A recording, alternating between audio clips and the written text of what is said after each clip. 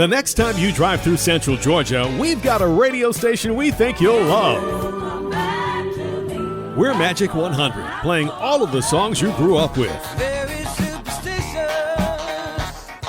You'll find us at 100.1 FM. That's 100.1. On I-75, you can tune us in from the north at Locust Grove and from the south when you get to Perry. 100.1 FM. Classic soul hits. Magic 100. Hi, this is Rob Redding of Redding News Review Unrestricted, and I'm here to tell you about the book that everybody's talking about, the top book in the country, Smeared, out right now, my life story and how it informs the art that I create. That's right, I'm an artist. I can fuck up a canvas with some great paint and a great message. How I turned my pain into paintings. It's out now. It's the book entitled Smeared, only on Amazon.com.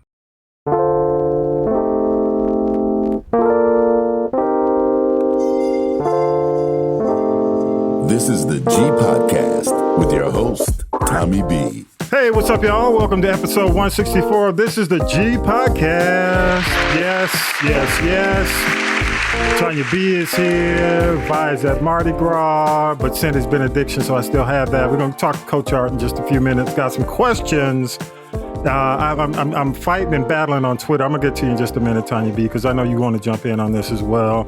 And we got so much stuff to talk about, man. I'm just going to get right into it. Coach Art's on hold. 2023 is just shaping up to be a wild, wild west kind of year. Syracuse Mike is going to give us some details on some of the stuff that's happening. And we'll talk about it in news, that, and a whole lot more. Tonya B's got the tea. Plus, this week I'm bringing back G and Not a G. I'm actually, I got enough. I've had enough every week, but it's just overflowing. So got to bring back a G and Not a G. So we're going to do that definitely this week. So again, this is the G Podcast. Each week we do news, politics, pop culture, the piping hot tea from the one and only Tonya B is in the building. Tonya B, yeah. What's up? What's up? You know, Tonya B, we took off last week. Sorry about Philly, but, it is what it is. It wasn't their it just wasn't their time. It just was not their time. Jalen Hurts looks great. And quite frankly, he was, of the quarterbacks, the more skilled. He just made some errors that were critical errors. So I've got, we're going to go to Coach Art in just a minute. But again, I just wanted to say, Philly, of course, in Philly style, turned over some cars. That was before the game. That was before the game started. But look, can I just say something about all of that foolishness?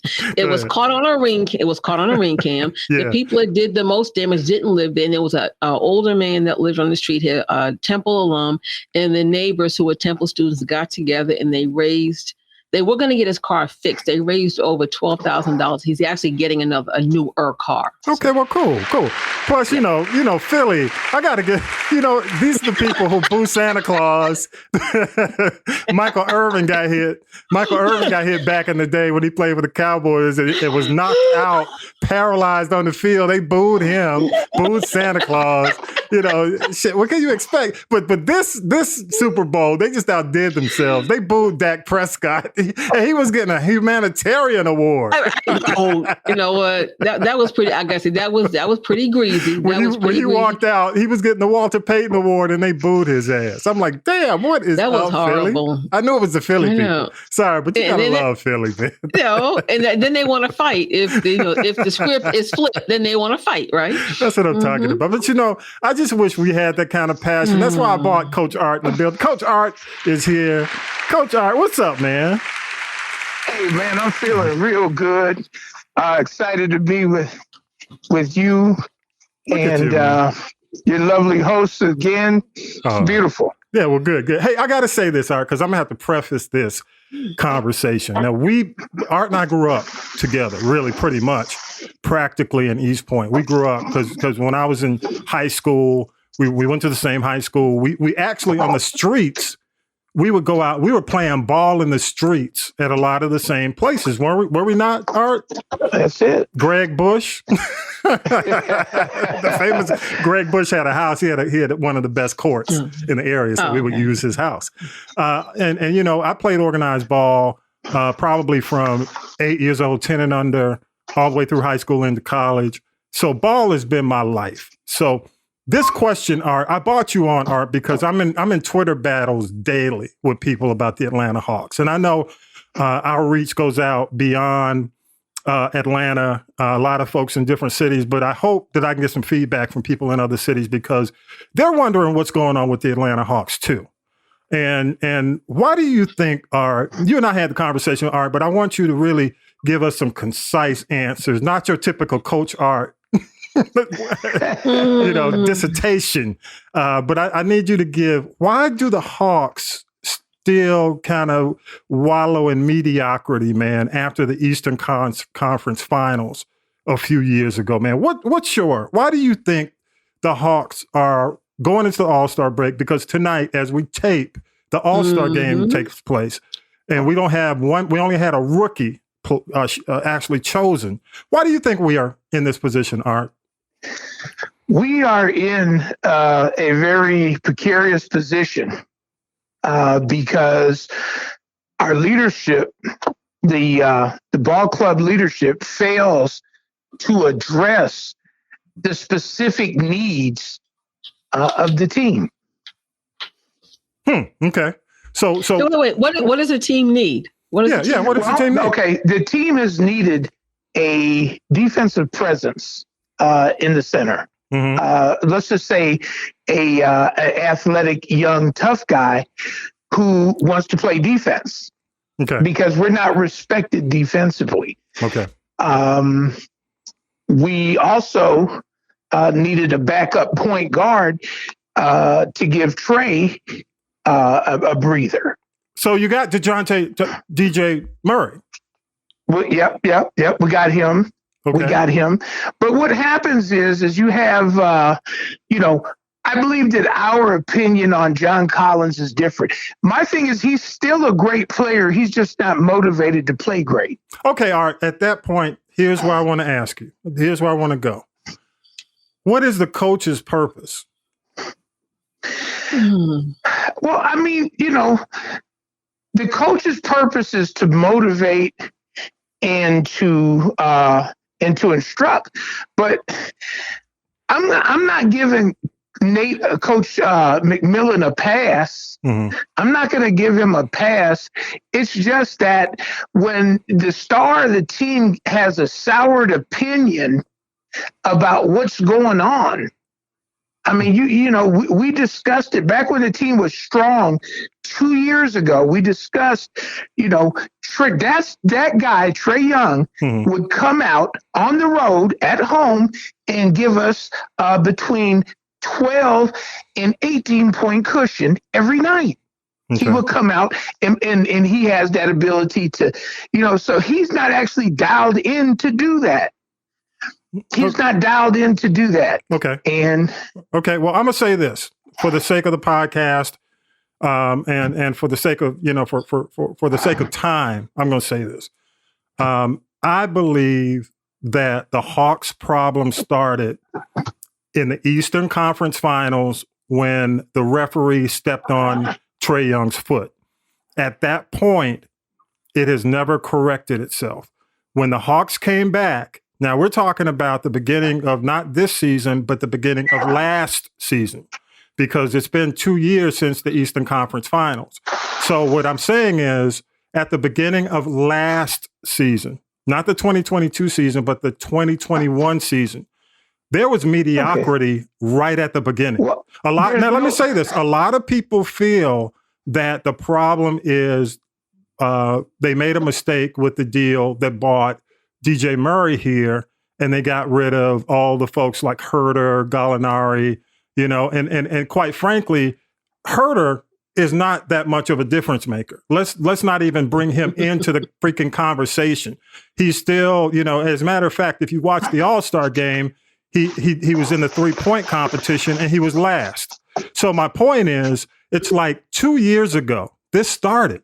So if you've got a coach coming off the Eastern Conference Finals, the very first season he's in, he fails. And now we're looking at half of another season.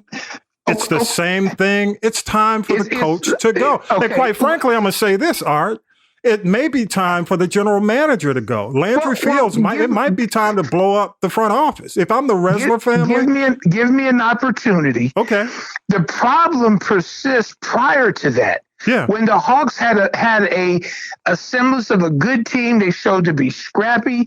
That's when they needed the reinforcements. Yeah. Now, in my opinion, that's when ownership and the GM spent heavy money, a third of the team's money, on Gallinari, $21 million, Bogdanovich, $18.5, and Horter, $9 million. And none of those guys are a difference maker in the play. None of those guys can actually really log minutes in the playoffs. And it amazes me, Art, because you hear people talking about, well, we miss Red Velvet and Bogey's our guy. And my point is, Herter was never much of a difference maker. Even if you look at the Eastern Conference Finals, when he was in the game, he was missing shots. And Bogey, it takes him, he comes in off the bench, he's got to shoot and miss. He's got to go 0 for 6 before he actually starts to hit anything. And that's not contributing, especially when you've got good teams or average teams that are doing 15-point runs on you. So I agree with you, Art, but I want to say this. I think a lot of what you're talking about is tactical. The strategy needs to be from ownership is leadership. I mean, you can change the parts as much as you want, but I think, honestly, if you change the parts and you keep this rotten head, then you're just going to keep getting the same results. Well, let's look at this. You could change. Look, you could bring in the best center in the league, but I think they will fail.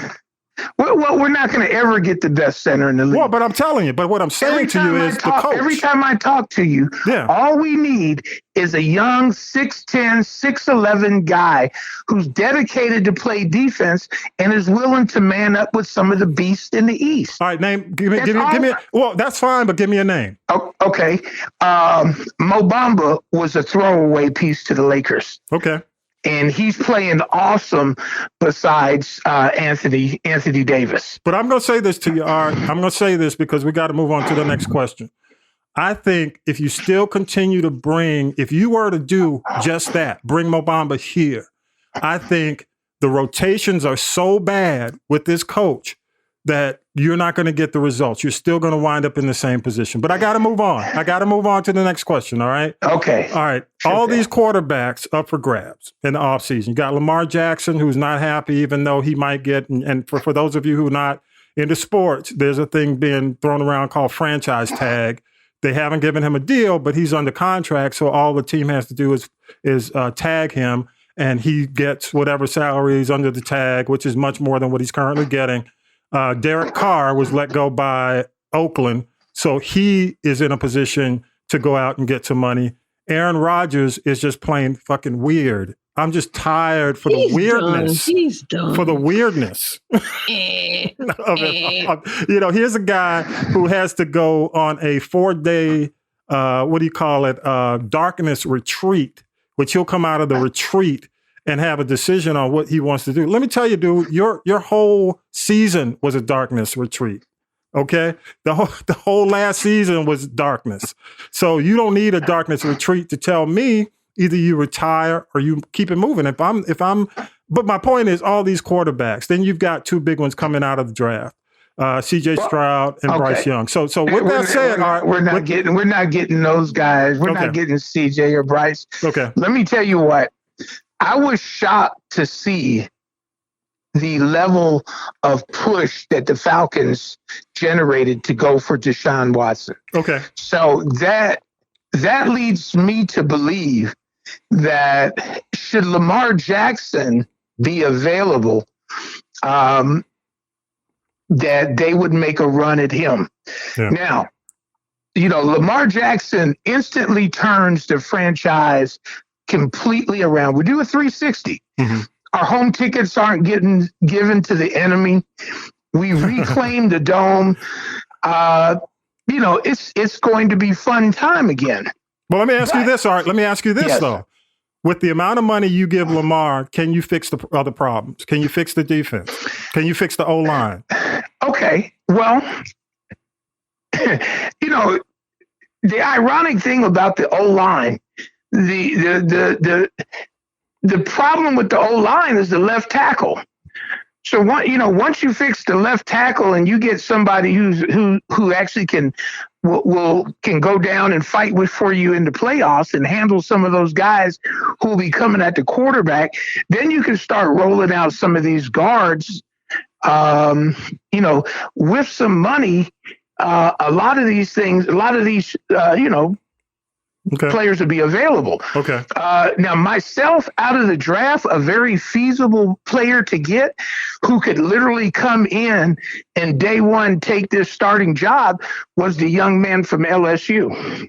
Okay, who's that?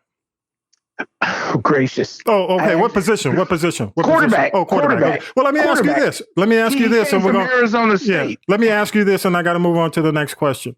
Do you not have any faith in Ritter? You know what? I'm not going to say I'm disappointed in Ritter because that's a heck of a task to learn. The team didn't just fail because of Mariota. So you have play calling, you have a lot of other dynamics that set it out, set us to the dogs. Okay. But, I'm going to stay positive on Ritter and hope that he fulfills his obligation to the franchise and the people who have faith in him.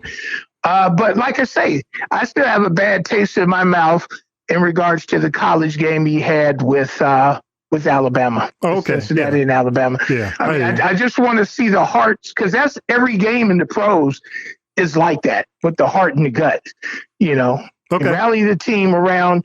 So like I say, I would be, because in all actuality, what Ritter looks like, if he was to continue at the incremental pace that he's going, he looks like a solid backup. Okay. But I'm telling you, that kid that took LSU from supposed to be nothing to the SEC championship game and would have challenged Georgia had he been healthy. Yeah, but LSU imploded at the end of the season. But I get you. Well, he was hurt, in getting in being one of the only cogs on that team. But that's what type of quarterback feasibly you could get now. Hey, could they use their money and draft picks to get close to CJ or Bryce? Those guys are phenomenal quarterbacks. Yeah. I would take Bryce. Yeah, let me tell you one thing that came up. And folks are talking about the fact that Chicago has the number one pick. The Bears have the number one pick. I don't know if they'll do it. They've been denying they do it, but some people are saying that they'd be willing to give up that pick. Or either they would give up the pick, or they go ahead and pick a quarterback and trade Justin Fields. Yeah, that sounds the whole thing with the Chicago thing. I take it with a grain of salt because, first of all, when you draft a young quarterback, you should do like the Eagles did and place some pieces, workable pieces around him. Mm-hmm. Instead, for the last 2 years since they've drafted Justin Fields, all they did is discard their more costly players. Yeah. And, if you're in a rebuild, you can get Bryce Young. Yeah, but on the NFL level, if you don't have anything around Bryce Young, nothing's going to come of it. Yeah, same as what Justin went through. Hey, one last question. Can we put to rest a lot of the questioning, man, of Pat Mahomes and Jalen Hurts after the Super Bowl, considering the phenomenal play, man? Well, they earned that right before the game. But I'm here to tell you, folks were questioning Patrick Mahomes, talking about Joe Burrow is better, is great. It was constantly, even though this guy has, quite frankly, he's on pace to beat Tom Brady's record in terms of number of Super Bowls, championships won. But my point is, it's like they question Patrick Mahomes, and they were putting Joe Burrow in as the heir apparent. So my question simply, and give me a minute because we got to go. Does the Super Bowl performance put that to rest? No. Okay. Old media has its narratives. It has its affiliates, and they stick to the script. And if they want Joe Burrow, then they want Joe Burrow. All Patrick Mahomes needs to do is to continue to play lights out like he has. Mm-hmm. What about Jalen? What about Jalen Hurts? Jalen Hurts got the worst end of the stick because leading up to the game, you had several of old media saying that, you know, he was just a caretaker. Wow. Yeah. I mean, this man had a fantastic, phenomenal season. Mm-hmm. And when I say him, I mean, you know, the offensive coordinator, you know, the Eagles all together, you know, they were really something, you know, that they deserve to be in the Super Bowl. Yeah, I agree. And give or take a player or two or a call or two, they deserve to win the Super Bowl. So, you know, old media is not going to elevate them any more than their next win. I got you. Y'all give it up for Coach Art, man. Coach Art. You know, I just had to, man. After the Super Bowl and everything we're going through, man, with the Hawks this season, I had to bring you in, brother. But we'll see, man. I think you got some good points. But I do have to ask you one more time before you leave. Should Nate go? Just yes or no. Yes or no. Don't give me the X's and O's. Yes or no. Yes, but not for the reasons. not for the reasons that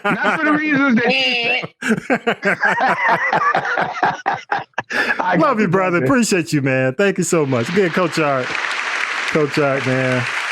Woo. All right. Appreciate you, bro. Take care. Thank you, man. All right. Bye. See what I'm talking about, Coach Art? You know, Tonya B. He gonna try to slip in some X's and O's on me. I'm like, no, brother, come on. Wow. Yeah, I hear you.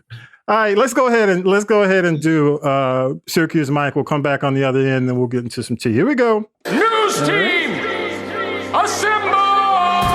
It's time for the Week in News with Syracuse Mike. It was a Super Bowl that kept fans engaged for most of the game. Kansas City got their second Super Bowl win in 4 years, the final 38-35. They scored on every possession against Philadelphia in the second half. The MVP, KC quarterback Patrick Mahomes. President Joe Biden did not sit down with Fox for the annual Super Bowl interview.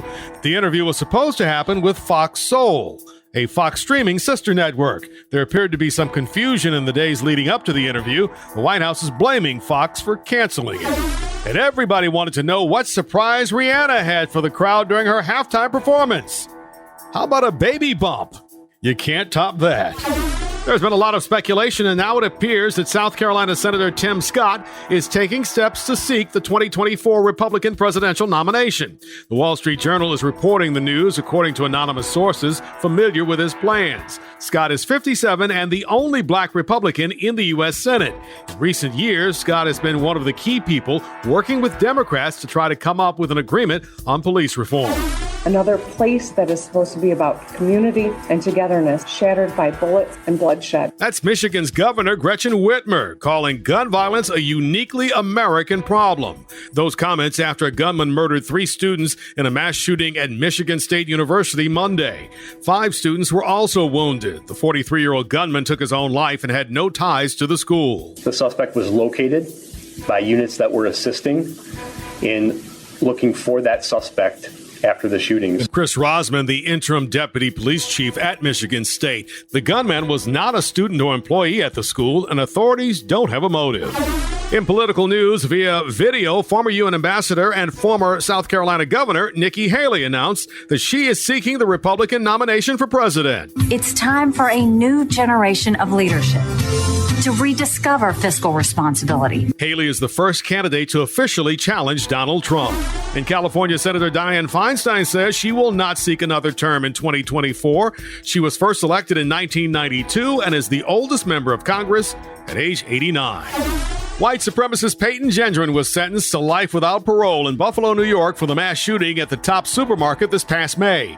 He pleaded guilty and also admitted in court that he targeted the victims because they were black and even tried to apologize. That didn't go over very well. 10 black people were killed. Simone Crawley lost her grandmother in the shooting. We all know the pure hatred and motivations behind your heinous crime, and we are here to tell you that you failed. Judge Susan Egan told the shooter there could be no mercy or second chances for his ignorant, evil ideology. You will never see the light of day as a free man ever again. It was an emotional hearing that was briefly disrupted when someone rushed at the shooter, who still faces separate federal hate crime charges. And Hollywood legend Raquel Welch has died following a brief illness. She was 82 and was considered a sex symbol, and Playboy called her the most desired woman of the 1970s. Some parts of the Fulton County Special Grand Jury's report into possible criminal interference into Georgia's 2020 election have been released. The grand jury found by a unanimous vote that no widespread fraud took place in the Georgia 2020 election. They also looked into former President Trump's well-known call to Secretary of State Brad Raffensperger and into the meeting of false electors inside the state capitol. Before Thursday's limited release, it was revealed that the grand jury believes one or more witnesses perjured themselves. The document does not list who those witnesses are, but the grand jury did recommend that those witnesses be indicted if justified. After increasing pressure to say something, President Biden briefed the country Thursday about those objects recently shot down from the sky. He said that the objects shot down in the past week were most likely balloons tied to private companies, recreation, or research institutions. That means not China. However, the president also had this to say about that country. I expect to be speaking with President Xi, and I hope we're going to get to the bottom of this. The White House will have to brace for likely criticism that its orders to take down the recent objects were an overreaction, thanks to political pressure over the discovery of the suspected Chinese spy balloon that traveled across the country. 5 former Memphis police officers pleaded not guilty to second-degree murder and other charges following the January 7th violent arrest and death of Tyrese Nichols. The former cops made their first court appearances with their lawyers before a judge Friday in Shelby County Criminal Court. All of them were fired after an internal police investigation. Nichols died in a hospital 3 days after his arrest. A Shreveport, Louisiana police officer was arrested and charged with negligent homicide after the death of an unarmed black man who was shot. Police were called to the scene of a domestic disturbance. Officer Alexander Tyler was taken into custody Thursday morning after authorities reviewed evidence and body camera footage of the February 3rd incident. The video has now been released. Louisiana State Police say Alonzo Bagley jumped from a rear balcony and fled on foot when they got to the scene. There was a short pursuit, and Tyler fired one shot, hitting Bagley in the chest. He died at a local hospital. You know, I don't know if you've seen the video, Tonya B, but... I can't. It's too traumatizing. I haven't even seen Tyrese Nichols. I have to change the channel, cover my face. It's who wants to look at something like that over and over and over again? I blame the press for that. Well, I don't do it over and over, but, I do the heavy lifting so you don't have to, so I do that for the audience. I'm here for y'all. Audience. I'm here for the followers. But let me say this. I watched most of it. At the end of it, after the cop shot the guy, he was so distraught. I mean, I'm talking about the cop. He knew he was wrong. And he was like, stay with me, man. Stay with, he's like almost in tears, hoping that this guy wasn't going to die. Now, was he distraught, or did he be like, oh, snap? Well, you could hear I just killed somebody. A little bit of both in his voice. That damn, I just killed somebody, one. But two, I'm gonna get it. He knew he was wrong because here's the deal. When they froze the video, the guy had his hands up. He was surrendering. He had nothing. He had his hands up and then he shot him. So that's another scenario. Also, let me tell y'all, man, this situation, and I said this to Rob when Rob was on Rob Redding on the show, that this situation in Memphis, y'all better invest in some plywood and nails, because if they don't do what's right when it comes down to this trial of these police officers, I don't know what's going to happen. I'll tell you what's going to happen. It's going to be almost like Rodney King, George Floyd all over again. That's what's going to happen, because since Tyrese was murdered, then here come 2 more cops that were there, shouldn't have been there. They are suspended. They're going to get fired. And then there was another murder in Memphis last night. So it's almost Memphis, Tennessee is almost like Georgia. Well, just a few hours away. Yeah. But I mean, it's just off the chain. And I don't know who the governor is, the mayor of Memphis. I hope you can sleep at night, but I'm telling you right now, this is a powder keg. It's a powder keg. Well, I'm here to tell you that I can see that CJ the police chief, they didn't fire her yet. But she's going to have to step down because these guys. The problem I see with these cats, these former officers, is that there was a problem with supervision, and there was a problem. I mean, you could see basically in the video there was a problem in training. So that goes back, and I know they're going to bring this out when the court case happens. That basically they were acting as they were trained to do, and I'm telling you, I don't see how she can survive this. I don't see how she can stay on as police chief with all this. So we'll see how that goes. The other thing, just a couple of quick things, man. This thing in Palestine, Ohio, and just kind of waiting because I don't want to be part of the misinformation that's out there. But the train derailment with all these chemicals and animals, all the animals are dying. People aren't seeing birds. The fish had died. Yeah. The fish had died. So what do you think's going to happen to the people? They already said that toxic chemical will give you like serious respiratory issues. Yeah, FEMA didn't want to go in. Now I think FEMA is going in. They had no choice. They had to go in. They had to go in. Yeah, so I'm going to wait and see. They had to go into New Orleans. They didn't want to, but they had to go into New Orleans when Katrina came. Come on. That situation, it reminds me. It's almost like a cover-up because the railway system. There's a ton of money that they actually invested or actually give to these political campaigns. So I don't think you're going to hear a lot of politicians stepping up and saying what needs to be said because they're in the back pocket. So we'll see what comes out, who stands up for these folks, because, this could really be a situation, where in 10, 15 years, again, we're hearing these class action lawsuits. Yeah. I bet the attorneys, I don't want to say the ambulance chasers. Ben Crump's already there. Out but there. You know what it sounds like? It sounds like it's going to be like an Aaron Brockovich situation. Yeah. Remember that? Oh, yeah. With the cancer cluster is going to be like that. Yeah. And I mean, I've watched some of the stories, and one thing they were saying is now, but again, like you said, for these rail companies and these lobbyists and the politicians, that's all about money. They, and they have jeopardized the safety of anybody who, whose rail space they use. Yeah. Because one thing that was said was they used to have 2 to 3 minutes to inspect. Now they have 30 seconds. Yeah, that's crazy. That's already putting the public at risk. Yeah, exactly. Just a couple of quick things. We mentioned Raquel Welch, and I don't know why it's not coming up in conversation. Maybe because everybody hates him now. But the kiss or the embrace between Jim Brown and Raquel Welch was really groundbreaking. But I don't. Back then? Yeah, back in the day, I guess because everybody hates Jim Brown, like everybody hates Chris. It's like, okay. You know what I'm saying? Well, Chris wasn't up there cooning with. Chris wasn't up there cooning with Donald Trump. That's what I'm saying. But it's interesting that because she was a part of a really. Barrier breaking. So, the interesting thing. The other thing is Stella Stevens passed away, which, I don't know if you're going to get into that in the tea, but she was the original. If you look at Eddie Murphy and Nutty Professor, she was the original Purdy. She was called Stella Purdy in this, the one with Jerry Lewis. So, and you mentioned it in our text. I mean, she was a cutie back in the day. She was a hottie. You had Raquel Welch, you had Stella Stevens, and for me, then the other one was like, you remember?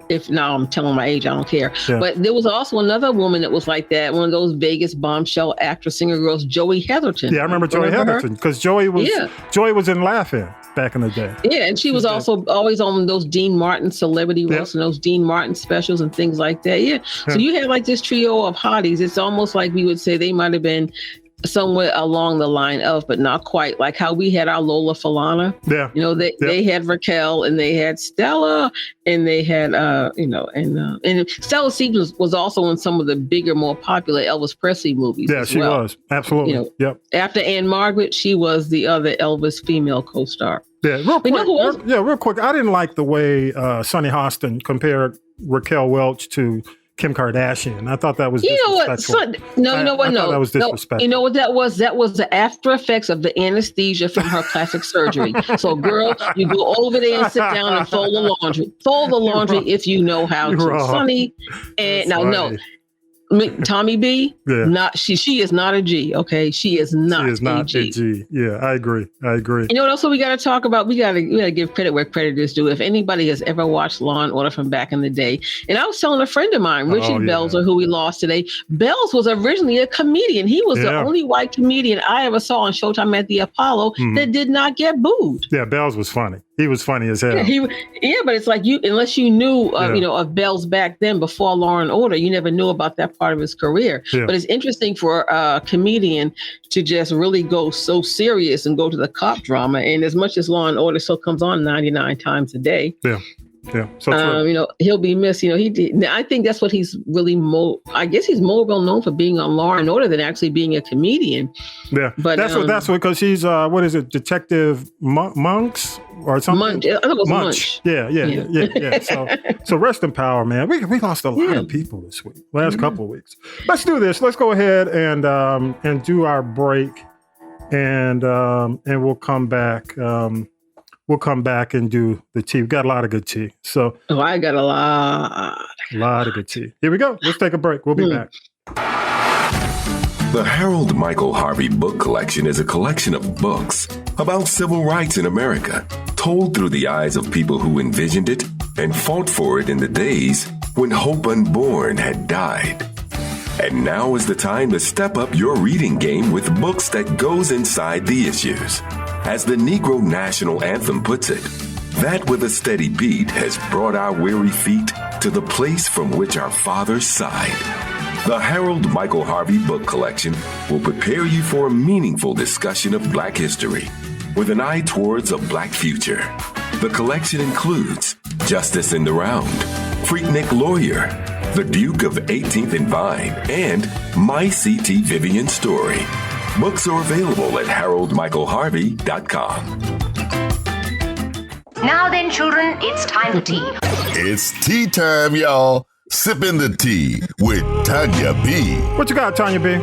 Okay, you know what's interesting? As we come off of a week of hip hop is 50 and the big presentation of the Grammys and all that stuff.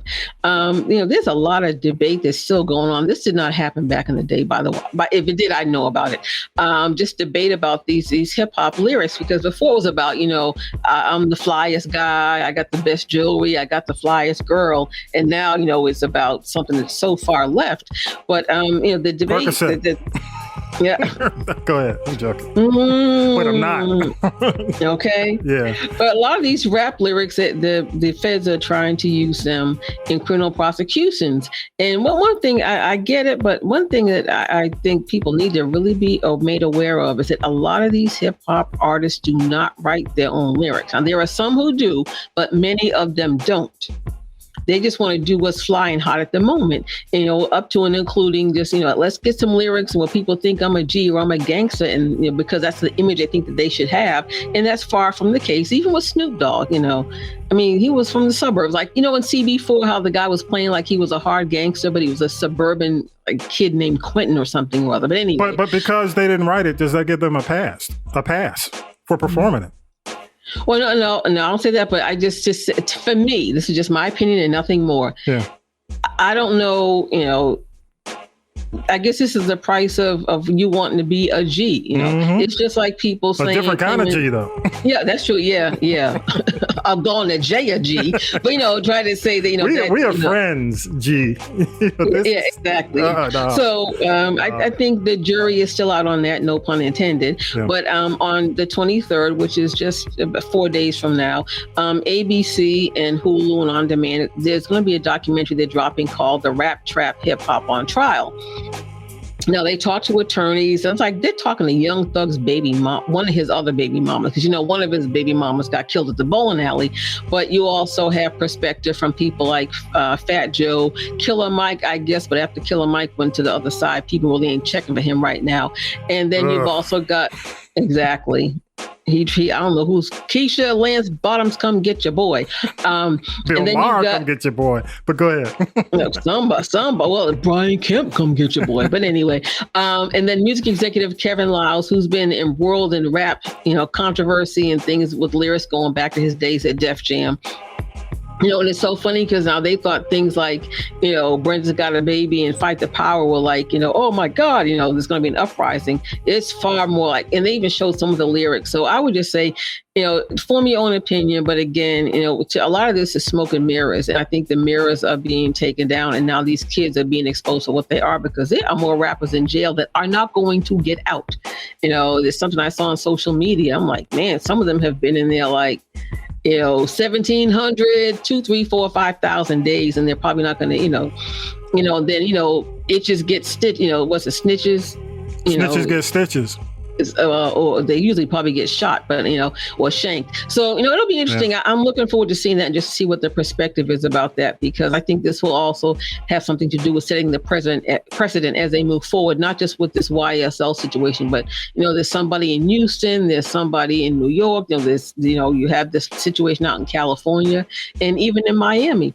Let me predict something. I predict that all this, especially depending on how the YSL case goes, yes. Hip hop's still selling. It's still, at the top in terms of sales, and it still has major impact on the culture in general.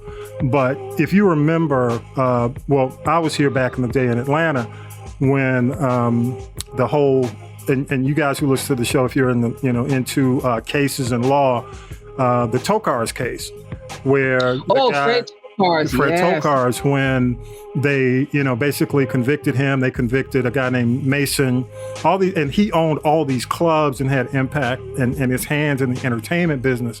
It had a significant impact on a lot of the club business, the scene. And what I'm asking basically is, if Young Thug takes a hit, YSL, do you see that as like dominoes? Having a domino effect. I think everybody's going to take a hit, because that is being held up as. And I'm not talking about just like rap, but that. No, style. I'm just saying, but the litmus test of this, I call it trap, rap, whatever, and it even makes like NWA look like Boy Scouts compared to Yeah, because the trap and drill.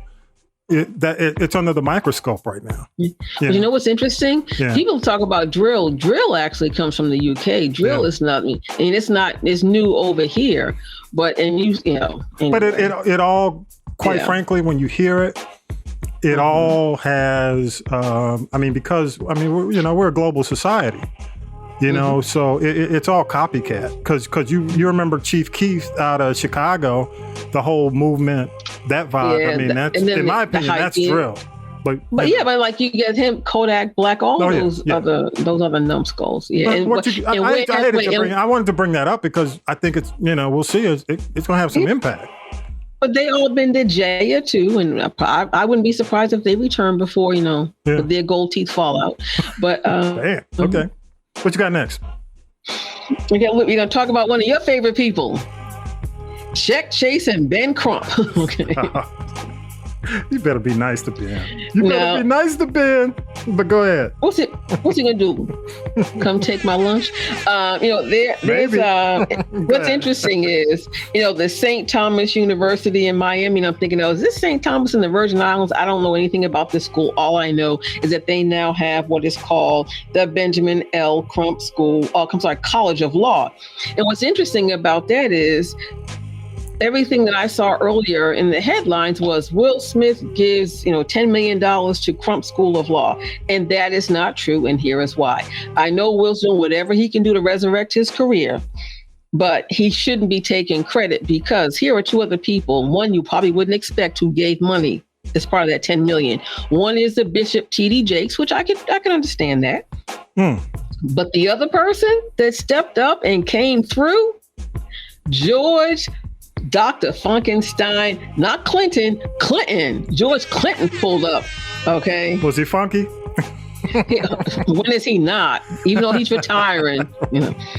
That's my boy. Yeah. So it's interesting. Don't sit next to him on a plane, though. I sat next to his daughter in junior high, and then I did have to sit next to him in a studio. And baby, let me tell you something. He believes in the funk. He is he is a perpetuator of the funk. This is why Excedrin made the migraine headache pill. Okay. So anywho, yeah. So it's interesting that Will couldn't go to the Grammy. Hip Hop is 50 because of a schedule conflict because he's filming Bad Boys 4, but I guess it's being filmed in Miami. I don't know if I'm just guessing, and I say that because he showed up at the Crump School of Law and he was there for that photo op, and so I guess But I think Bad Boys was filmed in Miami or some parts thereof. So, yeah, supposedly based. But what you got next? Yeah, on the prayer list, we talked about Raquel, Welch, Stella Stevens, and Bells. And there's also an actor, Tom Sizemore. I think he was in. Yes. I think we could save it. Yeah, he had an aneurysm. So I mean, he's really in the touch and go state right now, and he's just had a lot of trauma and just. You talk about a movie already, just about him and all of his issues. But we wish him well. Let me tell you, if you want to watch one of the best. Tom Sizemore, but one of the best heist movies. Watch Heat with Al Pacino, Robert De Niro, Val Kilmer, Tom Sizemore. And he's in that movie. But he always plays these these kind of wackadoodle characters. And he's part of the heist team. If you don't know who Tom Sizemore is. But yeah. Go watch that movie. Also, we got to go down to Lay People on the Altar at the 5,000 Black Baptist Churches of Atlanta. Actress Lisa Raye just lost her mother. And it's interesting, because she's so, and I know, losing a parent, I think we've all been through that. I have. Mm-hmm. But when I think about how just bitter and mean her mother was to her when they were on Iyanla, who could not fix their lives, her mother passed away. I think we talked about True Goy the Dove, and that's just age 54 congestive heart failure. That's really, really young. Yeah. Bruce Willis, who now has this. He's going to have full blown dementia. Yeah. So he's left the body work. Don't know how long he's going to be with us. I gotta say, look, I'm mourning right now because Judge Mathis got canceled after how many years? 20 some odd years. But Judge Mathis is going to find a way.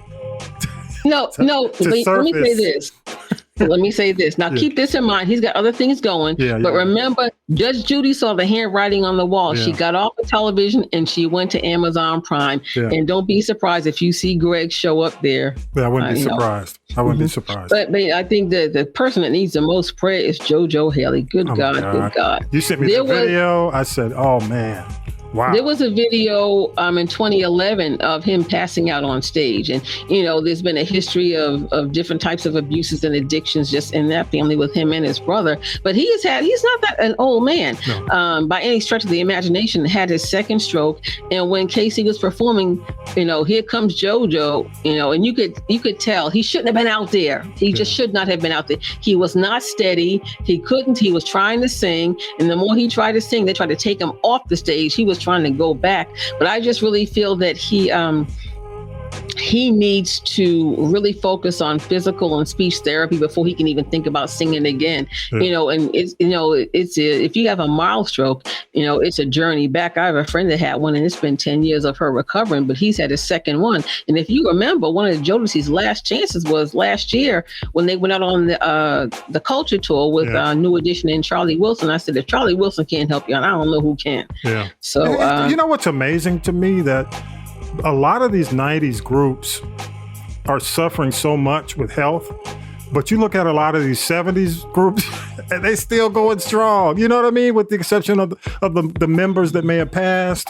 Yeah. But it's just amazing that, the 90s, you look at the Boyz II Men situation with one of the members, I forgot his name. Yeah, Mike, but see, Mike has scoliosis and he has MS too, and he didn't want to tell them that. Yeah. So many situations. And but then you got...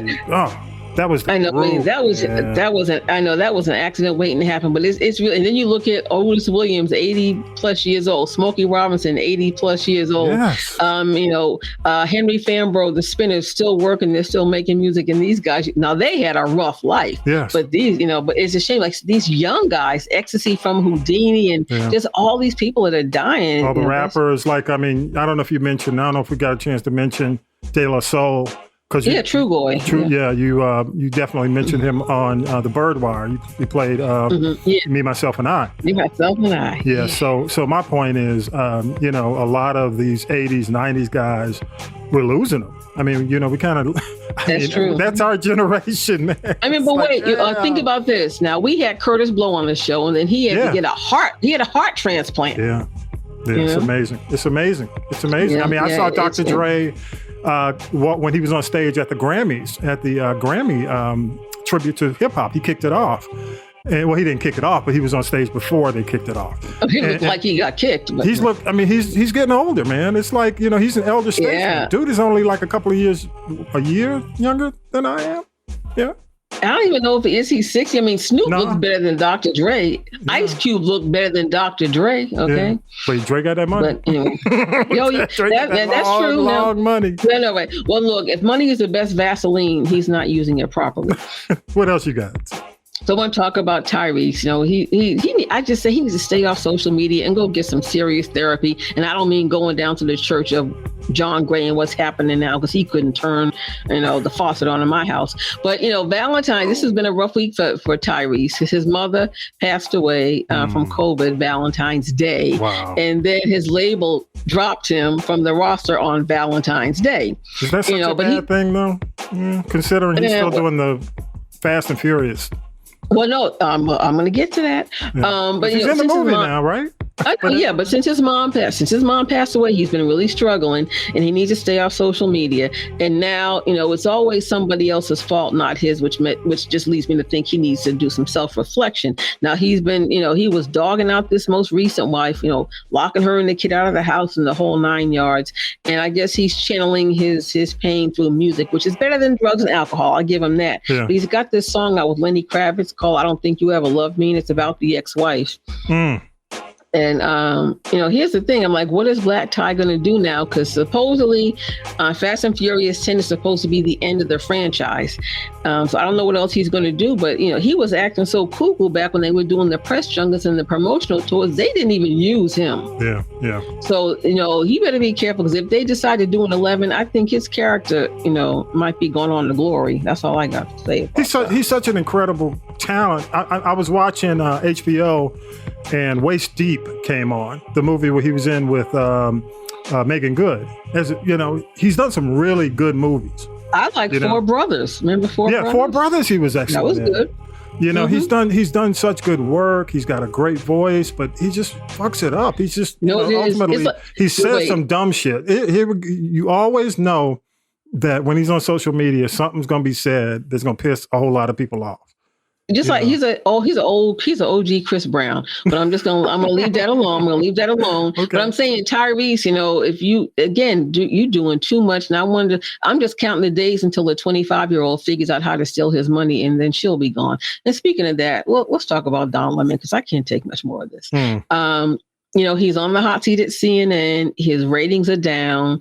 They've been laying people off and, moving him to the mornings. Maybe he's just not a morning person, but he's been flipping out on people, yelling, arguing, the real diva behavior, and even the sexist comments. And let me just say this. I am not a Nikki Haley fan, but when a man says something sexist about a woman, period, then I take exception to that. Yeah. And, it's almost like he's given them the rope to hang himself, because they will kick him out the door. They have no qualms about that.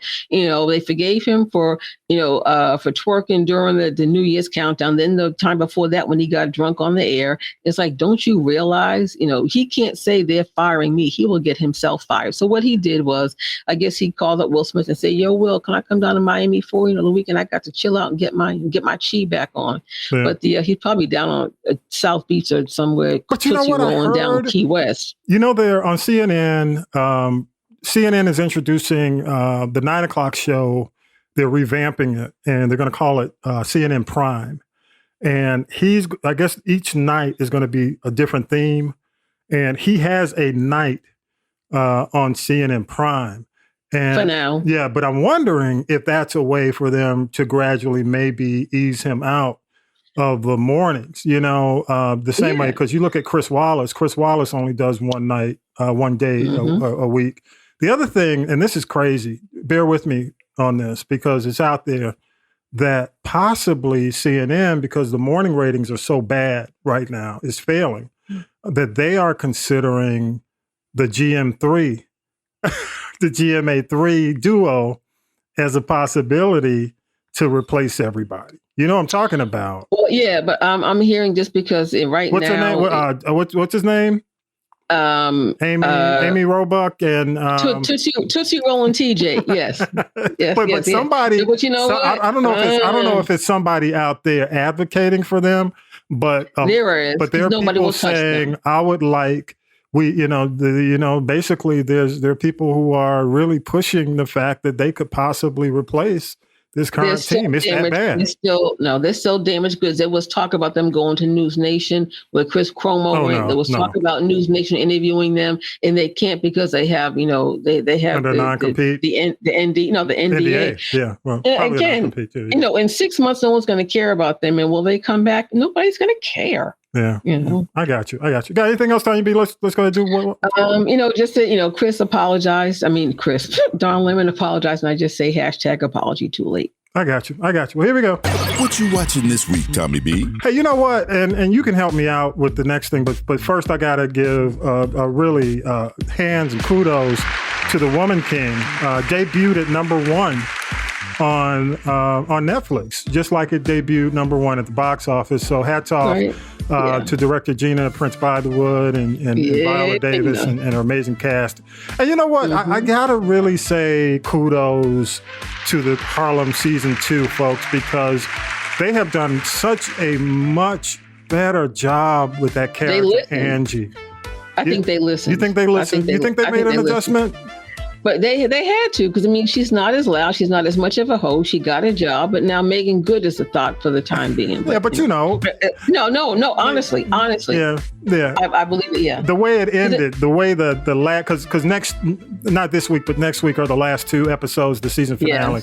Yeah. But yeah, the way it ended, as we tape this week. Yeah, you're right. and I don't know what's gonna happen to Quinn, man. Quinn is just. I think Quinn's having a meltdown. Quinn is having, I think that's real time experience, because I know, being for the majority of the time in Georgia, that, with these LGBTQ and trans children that, again, like her mother has basically shunned her. Her mother was not very kind. Jasmine Guy. Yeah. I know, who was not aging well. I saw her at the gas station. She looked, but you know what? Here's the deal. She looks a lot better in Harlem than she's looked in some of the other stuff. I'll say that. It was a filter, but I know what I saw at the gas station, baby. But let me tell you something. No filter at the gas station on Ponce, okay? But the thing is, did I tell you I saw Oprah without makeup? But anyway. Well, no, Jasmine Jasmine had on makeup. And I've seen Gladys Knight without makeup, so I'll leave it at that.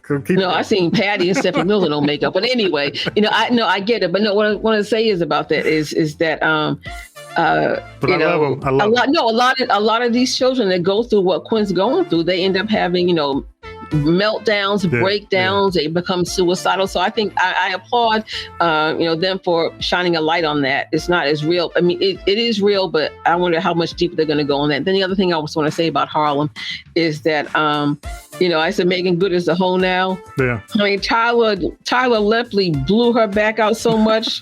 Her birth control device came out of the gold mine, y'all. Fell in the couch crack. Oh, they knew.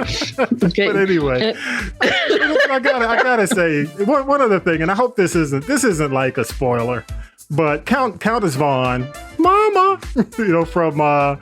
from the Parkers is in this episode, and she is unrecognizable, man. She is. I know she's had some health issues, and I'm thinking because her voice is much deeper. Yeah, I think steroids will do that. Clearly, she has some respiratory issues, like maybe asthma. But the other thing is, the I love steroids. Countess Vaughn. I'm a huge fan because she sang. The girl could sing. And if she had gone on to be a singer, I think things would have been different. But she wanted to be an actress, but the thing about it is, were the rumors true? She was kind of a tough person to work with. Well, I mean, she was a bratty kid when she was on 227. Come on. Yeah, so true. One other thing, and because we got to move on. We got 90 seconds coming up. Go ahead. Also, Joie Lee is in which she's still, you could tell it's Joie Lee. without a doubt. But she's aging better than. Wait, she's aging better than Jasmine Guy is. Yeah, true. Let's call a thing a thing. It was good to see Joie because she hadn't done it. It was, yeah. It's been a long time. She didn't need to. She got a brother named, what's his name? Spike. Spike ain't giving up no money. I'm sure he's taking care of his sister. You think Spike's giving up some money? Spike Lee, Malcolm Lee, I don't know, Peggy Lee, somebody. Yeah. Somebody taking between care Spike and Malcolm. Okay. But I think Joie is. I do believe she's a very well respected acting coach. So if that's what her lane is, then that's where she is. Very good. All right. She's a G. Cool. Well, speaking of that, here we go. And now it's time for a G or not a G.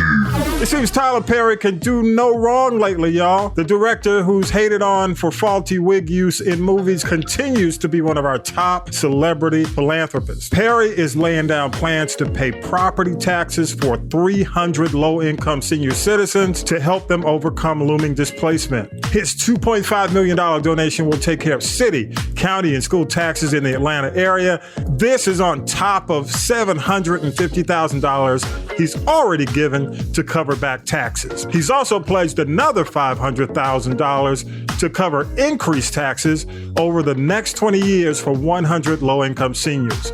I think we can forgive Mr. Perry for a bad wig or two, don't you think? Great job, Tyler Perry. Apparently, white men can jump.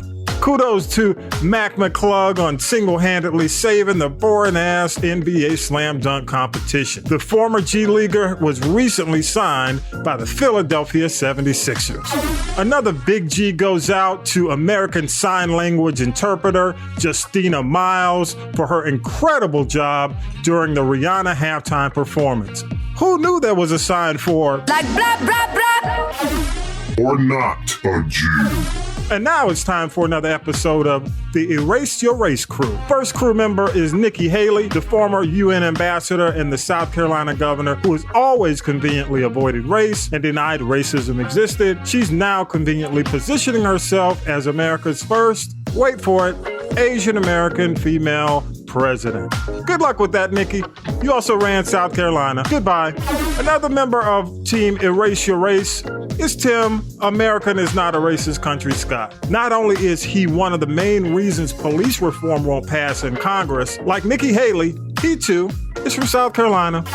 Member number 3 of Team Erase Your Race is Idris Elba. Elba recently told Esquire magazine that he stopped referring to himself as a black actor once he realized it put him in a box. Here's a newsflash, Idris. That mirror and every director and casting person in Hollywood already has you in that box. Just a thought, brother. And you know what? That Jedi mind trick ain't gonna work. Plus, they've seen you in The Wire, man. Come on. And oh yeah, they saw you in Daddy's Little Girl, bro. Come on. And that's it for this week's A G or not a G. Yeah. Can't believe Idris, man. And you know what? I watched Beast right after I read that, and it was not a good experience. So. No, is that like this his snooty British attitude? It's like, well, you look in the mirror. You know, here's the thing, and you know, I don't know if it's a generational thing. You know, when it comes down, and I just say this, and I don't mean this disrespectfully, but you know, and I don't think it's you've got as people assimilate. Okay, he's basically. Yeah. You know, Nigerian, I don't know if he's first generation, second generation, but I think some of the folks come over here and assimilate. He came from the UK into America.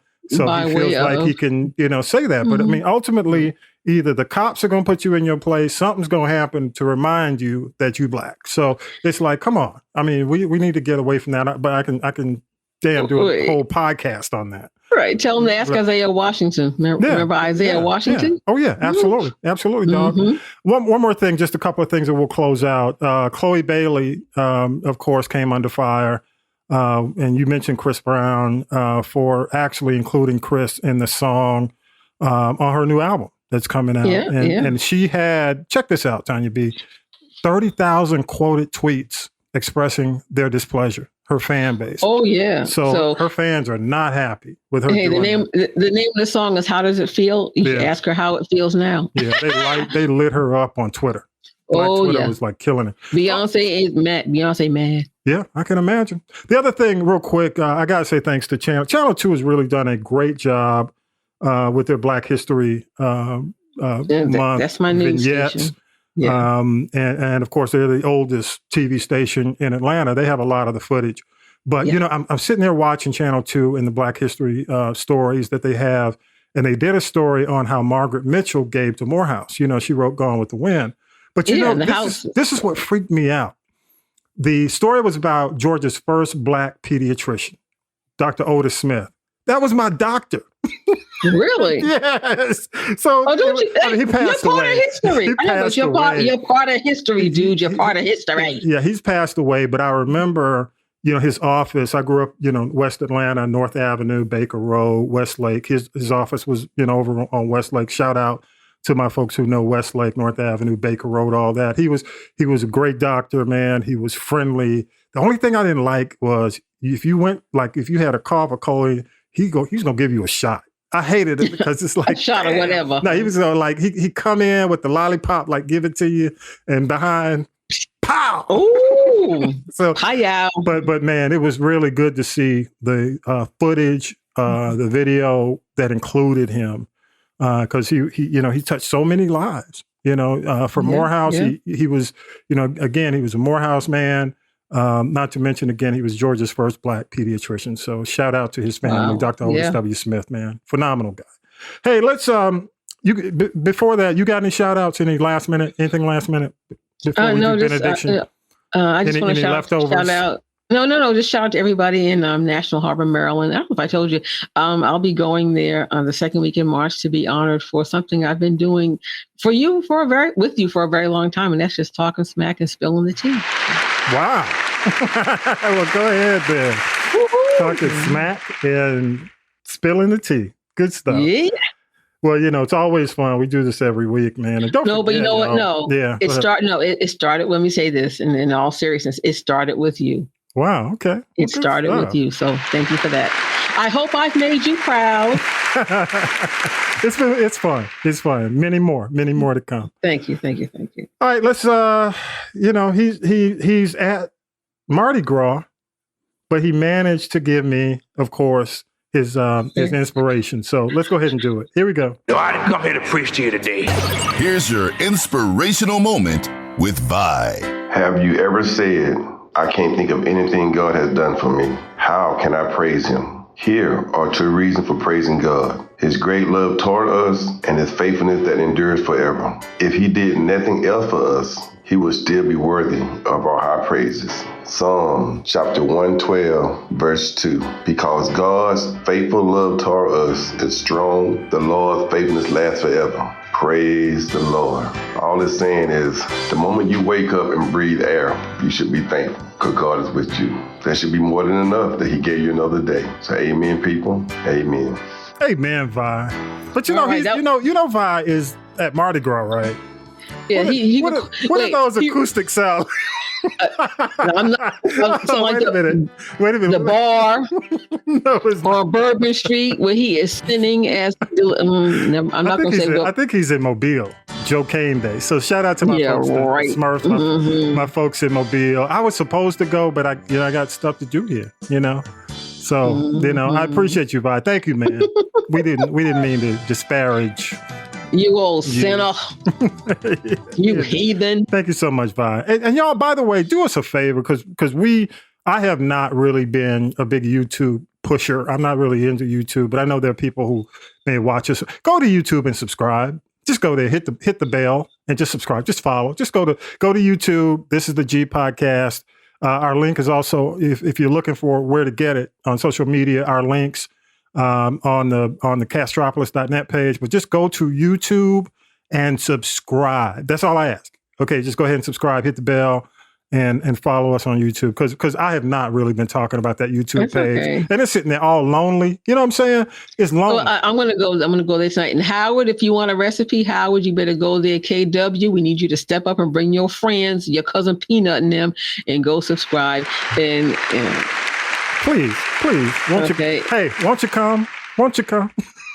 And maybe I'll even go up there. What if I go up there and do a couple of minutes of tea, Tommy B? Would that help? That would help. Go ahead. Okay. Go ahead. Do your thing. Hey, but tonight, shout out to All-Star Week has been really good.